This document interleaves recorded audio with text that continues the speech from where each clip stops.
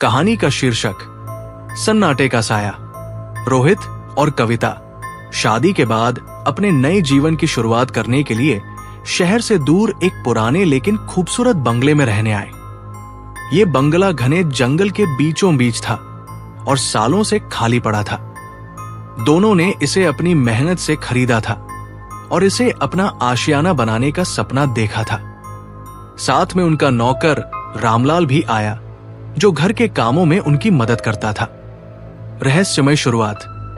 बंगले में कदम रखते ही कविता को ठंडक का एहसास हुआ, मानो वहां हवा में कुछ अजीब सा था।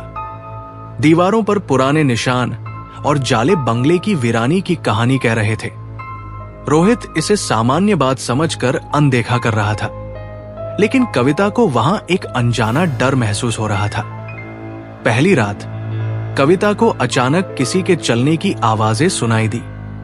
उसने सोचा कि शायद रामलाल होगा, लेकिन जब उसने रामलाल को सोते हुए देखा तो उसके रोंगटे खड़े हो गए। उसने रोहित को जगाया, लेकिन वह इसे सपना कहकर वापस हो गया।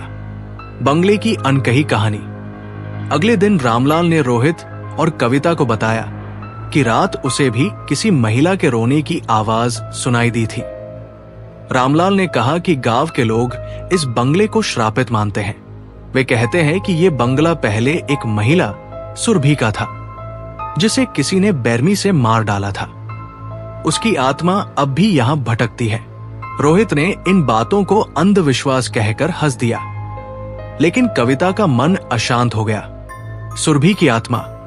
रात होते ही बंगले का माहौल और भी डरावना हो गया। हर जगह सन्नाटा था, लेकिन हवा में एक अजीब सी बेचैनी थी। अचानक कविता के कमरे का दरवाजा अपने आप बंद हो गया। वो डर के मारे चीख पड़ी। रोहित भागकर कमरे में आया तो देखा कि कविता एक कोने में कांप रही थी। उसने दरवाजे के पास एक पुरानी तस्वीर पड़ी देखी। तस्वीर में सफेद साड़ी पहने एक महिला थी, जिसकी आंखें दर्द और गुस्से से भरी थी। कविता ने रोहित को बताया कि उसे उस महिला का चेहरा साफ साफ दिखाई दिया और वो उसे कुछ कहना चाह रही थी। आत्मा का आक्रोश। अगले दिन रामलाल ने सुझाव दिया कि वे बंगले के सबसे पुराने कमरे की जांच करें। जब उन्होंने वहां की तलाशी ली तो उन्हें एक छोटा सा संदूक मिला। उसमें एक डायरी, कुछ गहने और एक खून से सना हुआ दुपट्टा था। डायरी में सुरभि ने अपनी दर्द भरी कहानी लिखी थी। उसे उसी बंगले में उसके पति ने मार डाला था और उसकी आत्मा अब भी इंसाफ चाहती थी। डायरी पढ़ने के बाद अचानक घर की लाइटें बंद हो गई। चारों ओर अंधेरा छा गया।